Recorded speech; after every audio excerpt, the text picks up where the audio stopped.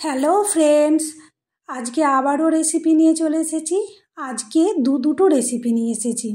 আজকে তৈরি করব তিসি পুলি পিঠে, দুধ পুলি পিঠে, আর করব তিসির ভাপা পিঠে। তো তিসি দিয়ে পিঠে তৈরি করার জন্য প্রথমে তিসিগুলোকে ভেজে নিতে হবে। তো গ্যাসে আমি এখানে কড়াই বসিয়ে দিয়েছি আর দিয়ে দিলাম তিসি। এবার তিসিগুলোকে লাল করে ভেজে নেব। আর তিসিগুলো যখন ভাজা হয়ে আসবে তখন খুব সুন্দর একটা সেন্ট বেরোবে। তো দেখো তিসিগুলো কিন্তু ভাজা হয়ে এসেছে। এবার তিসিগুলোকে নামিয়ে রেখে দেব, দিয়ে ঠান্ডা করে নেব। এবার ওই কড়াইয়ের মধ্যে দিয়ে দিলাম 1 বাটি সুজি। সুজিটাকে 1 মিনিট মতো ভেজে নেব প্রথমে শুকনো। এবার 1 বাটি সুজি নিয়েছি, তো 1 বাটি সুজির জন্য এখানে জল হোক বা দুধ হোক নিতে হবে 2 বাটি। তো আমি এখানে 1 বাটি প্রথমে দুধ দিয়ে দিলাম আর দিয়ে দিলাম 1.5 বাটি জল। তো আমি এখানে হাফ বাটি জল দিয়েছি বেশি। এখানে আমি একটা ছোট বাটির 1 বাটি নিয়েছি চালের ময়দা, তার জন্য এখানে আমি হাফ বাটি জল বেশি দিয়েছি। এবার জল আর দুধটা ভালো করে সুজির সাথে মিশিয়ে নেব প্রথমে। তারপর যে চালের ময়দাটা নিয়েছি, চালের ময়দাটা দিয়ে সুজির সাথে ভালো করে মিশিয়ে নেব। তো প্রথমে চালের ময়দাটা বেশি দেব না, অল্প অল্প করে দেব। তো তার আগে দিয়ে দিলাম অল্প একটু লবণ। এবার দিয়ে দিলাম চালের ময়দা। এবার চালের ময়দাটাকে ভালো করে দুধের সাথে মিশিয়ে নিতে হবে।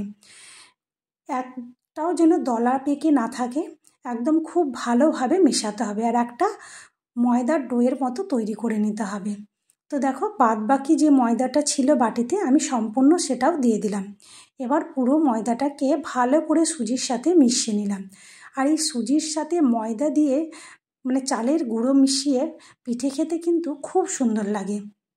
আর একদম নরম তুলতুলে হয়, একটুও কিন্তু শক্ত হবে না। তো দেখো এখানে আমি হাফ চামচ ঘি দিয়ে দিলাম সুজির মধ্যে, দিয়ে ভালো করে একটা শক্ত ডো তৈরি করে নিয়েছি। এবার আমি এটা নামিয়ে ঠান্ডা করে নেব। এবার তার আগে আমি তিসিটাকে গুঁড়ো করে নেব। তিসিটা ঠান্ডা হয়ে গেছে তিসিগুলো।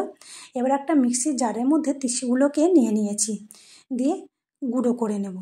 তো দেখো তিসিগুলোকে খুব সুন্দরভাবে গুঁড়ো করে নিয়েছি। এবার একটা থালার মধ্যে তিসিগুলোকে নিয়ে নেব। আর এখানে আমি তিসির মধ্যে সমস্ত কিছু দিয়ে মিশিয়ে নেব। তো তার আগে সুজিটা অনেকটাই ঠান্ডা হয়ে এসেছে। তো পুরোপুরি ঠান্ডা হয়ে গেলে সুজিটা মাখা হবে না ঠিকঠাক, তার জন্য আমি সুজিটাকে প্রথমে মেখে নিচ্ছি। তো সুজিটাকে দেখো খুব সুন্দর করে মেখে নিচ্ছি। আর এখনও কিন্তু গরম আছে, ধোঁয়া বেরোচ্ছে দেখতে পাচ্ছ। আর গরম অবস্থাতেই সুজিগুলোকে ভালো করে মেখে নিতে হবে। আর এটা একটা মসৃণ একদম মোলাম ডো তৈরি করে নিতে হবে। যত সুন্দর ভালোভাবে মাখা হবে পিঠেগুলোও কিন্তু খুব সুন্দর হবে। তো দেখো সুজিটাকে আমি খুব সুন্দর করে মেখে নিয়েছি, একদম একটা মসৃণ ডো তৈরি করে নিয়েছি। এবার ওটা রেখে ওটা ঢাকা দিয়ে রাখতে হবে, ঢাকা দিয়ে না রাখলে কিন্তু শুকিয়ে যেতে পারে। তো আমি সুজিটা মেখে ঢাকা দিয়ে রেখে দিয়েছি। এবার যে তিসিটা গুঁড়ো করে রেখেছিলাম তিসিগুলো, সেটা থালার মধ্যে নিয়ে ওর মধ্যে দিলাম অল্প নারকেল কোড়া আর দিয়ে দিলাম খেজুর গুড়ের পাটালি গুড়। এবার ভালো করে গুড় আর নারকেলটা তিসিগুলোর সাথে মিশিয়ে নেব। আর হাত দিয়ে ভালো করে গুড়ের গোটা দানাগুলো একটু ভেঙে দিতে হবে, মানে খুব সুন্দরভাবে কিন্তু মেশাতে হবে যেন দানা দানা ভাব না থাকে। আর এটা পাকের কোনো দরকার নেই, এইভাবে নিচেই কিন্তু হাত দিয়ে মেশালেই হয়ে যাবে। আর এই তিসি খাওয়া কিন্তু আমাদের অনেক উপকার। তো অনেকেই কিন্তু তিসির নাড়ু, তিসি পিঠে, তিসির রুটি অনেক মানে রকম আইটেম করে থাকে, খেয়ে থাকে। তিসি নাড়ুটা খেতেও কিন্তু খুব সুন্দর লাগে। তো দেখো এখানে অল্প গুড়ের আরও প্রয়োজন, তাই আমি অল্প একটু গুড় দিয়ে দিলাম। তো আমরা একটু মিষ্টির পরিমাণ বেশি খাই, তার জন্য এখানে আর একটু গুড় দিয়ে দিয়েছি। তোমরা যদি মিষ্টির পরিমাণ কম খাও তাহলে গুড়টা কম দেবে। তো আমি ওটা মাখিয়ে ভালো করে রেখে দিয়েছি। এবার হাতের মধ্যে একটু ঘি নিয়ে নিলাম।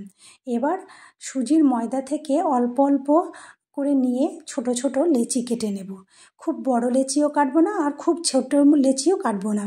তো দেখো এখানে আমি লেচি কেটে নিয়েছি। এবার একটা লেচি নিয়ে 2 হাত দিয়ে ভালো করে গোল করে নেব প্রথমে। তারপর হালকা হাতে একটু চাপ দিয়ে চ্যাপটা করে তারপর একটা ঠোলা তৈরি করে নেব, ঠিক একটা বাটি, ছোট্ট বাটির মতো তৈরি করে নেব। তারপর এর মধ্যে দিয়ে দেবো ওই হাফ চামচ তিসি, দিয়ে ভালো করে মুখটাকে বন্ধ করে দেব। দিয়ে একটা আঙুল দিয়ে প্রথমে চেপে দেব, চেপে দিয়ে একটা নকশার মতো মানে নখের আগা দিয়ে একটু ডিজাইনের মতো করে দেবো যাতে দেখতে খুব সুন্দর লাগে। তো দেখো এইভাবে সমস্ত পিঠেগুলোই আমি তৈরি করে নেব। তো তোমাদের যদি এই রেসিপি ভালো লেগে থাকে অবশ্যই একটা লাইক করে দেবে আর কমেন্ট করে জানাবে কেমন হয়েছে। আর যারা এখনও আমার চ্যানেলটি সাবস্ক্রাইব করেনি চ্যানেলটিকে সাবস্ক্রাইব করে দেবে। আর যারা ফেসবুক থেকে দেখছো একটা ফলো করে দেবে। তো এইভাবে দেখো আর একটা পিঠে আমি তৈরি করছি। আর এই শীতের দিনে পিঠে খেতে কি ভালো লাগে, পিঠে বলে না, শীতের দিনে কিন্তু সমস্ত খাবারই খেতে ভীষণ ভালো লাগে। কি বলো তো, খাবার খেয়ে যদি হজম হয়ে যায় তাহলে খাবার খেতে খুব ভালোই লাগে। আর গরমকালে কি খাবার খাওয়ার পর খাবার হজম হতে চায় না, খুব কষ্ট হয়। আর শীতের দিনে খাবার খাওয়ার পর হজম হয়ে যায়, তাই মানুষ কিন্তু শীতে প্রচুর পরিমাণে খাবার খেয়ে থাকে। আর শীতে প্রচুর রকমের খাবারও আছে। আর সবজি আর ফল বিভিন্ন রকমের কিন্তু সবজি পাওয়া যায় এই শীতকালে। আর পিঠের তো বাহার, কত রকমের যে পিঠে হয় কি বলবো। আর সব পিঠে খেতেই কিন্তু ভীষণ সুন্দর লাগে। তো দেখো এইভাবে কিন্তু আমি সমস্ত পিঠেগুলোই তৈরি করে নিচ্ছি।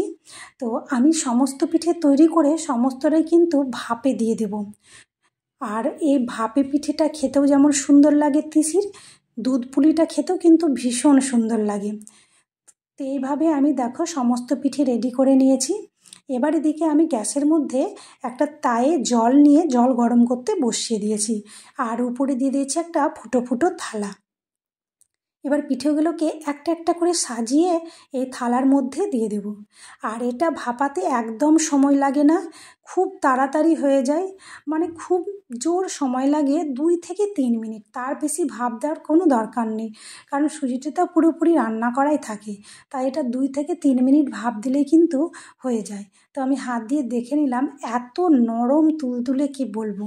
আর এটা খেতেও খুব সুন্দর লাগে।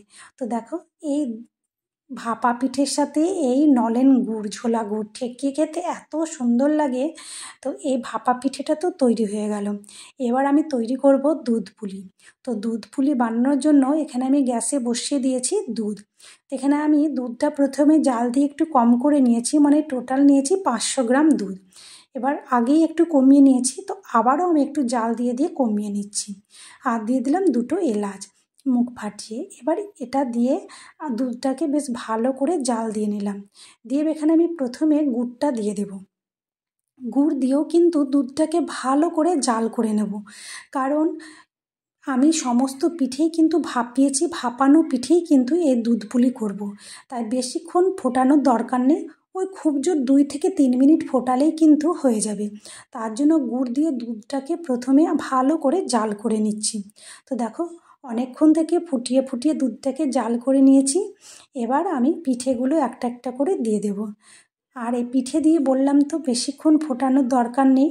আর যখন পিঠেগুলো দেব তখন কিন্তু গ্যাসের হিটটা একটু কমিয়ে দিতে হবে। এবার গ্যাসের হিট কমানোর পর পিঠেগুলো দিয়ে যখন ফুটে আসবে তখন গ্যাসের হিটটা বাড়িয়ে ওই 2 থেকে 3 মিনিট ফোটালেই কিন্তু পিঠে একদম রেডি হয়ে যাবে। তো দেখো ফুটতে লেগেছে আর পিঠেগুলো কিন্তু খুব সুন্দর লাগছে। আর এত সুন্দর একটা সেন্ট বেরিয়েছে কি বলবো। তো তোমরা কিন্তু অবশ্যই এইভাবে একবার বাড়িতে বানিয়ে খেয়ে দেখবে তিসি পিঠে। তিসি পিঠে খেতেও কিন্তু খুব সুন্দর লাগে। আর আমাদের গ্রামে কিন্তু অনেকের বাড়িতেই দেখি এই তিসি পিঠে খেয়ে থাকে। তা আজকের মতো ভিডিও এখানেই শেষ করলাম।